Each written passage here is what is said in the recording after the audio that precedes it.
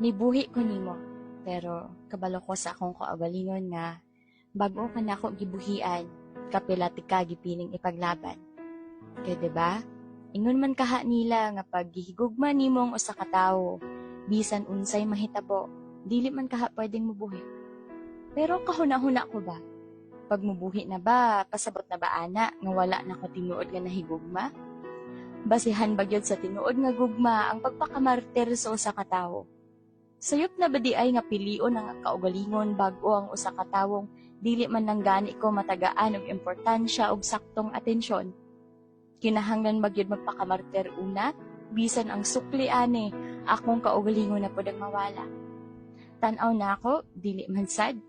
Dili man sayop ang pagpili sa akong kaugalingon, diba? Kay dili man sad kumubuhi nimo walay saktong rason.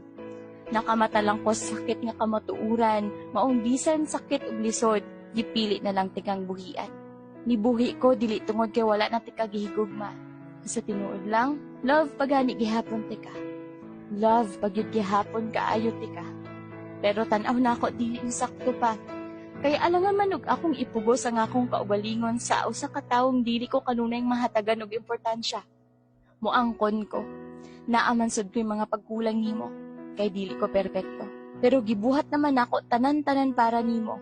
Gibuhat nako halos tanan nga paagi para lang ang kita unta maayo. Gipili paganit ikang ipaglaban bisan sa mga giingon sa uban nga ngayon nagyud ikang buhian. Gipili na akong musalig sa gugma nimo, pero sayop ko. Kaya ang abihan nakong ang relasyon na kita ang nagsugod duha. Ako raman di ay ang naninguhang magpadayon pata. Ako raman di ay ang gustong magbadaugon tang duha. Dayon ikaw? Wala ra. Wala ra kay gibuhat. Unya karon, ako pa ang nakasala. Ako pang sala kay nibuhi ko si imuha. Tubaga ra gud. Unsaon man kintahay tika ipaglaban kung ikaw ra mismo ang gatulod nako papalayo. Kapilan ako sigig ingon nimo sa una nga gikapoy nako. Namasin nga basin di ay karon, ikaw na sadang magdala sa relasyon nato. Pero naa ba kay gibuhat? Wala, di ba? Gikinahanglan tika pero wala ka.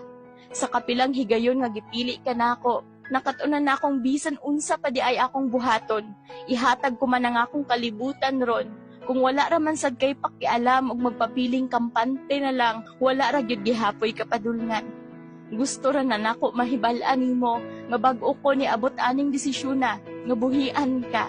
Kadaghan na akong gisulayan nga gunitan paghihapon ka. Pero ikaw mismo ang murag gusto nang mabuhi. Dili na nako kayang mugukod ug dili na nako kayang gunitan kag usog. Mao nga bisan og sakit ang buhian ka. Masakit gyud kung padayon pa kong mugunit sa paglaom nga basin maokay na ka. Kung tan-aw nimo dili mao ang pagpili nako sa ako, wala na ho'y pakialam. Kung tanaw nimo, ako ang sadan, bahala na. Basta kabalo ko sa akong kaugalingon nga gibuhat nako ang tanan-tanan bago tika gipiling buhian. Maong sa tinuod lang, wala na ko'y gimahayat.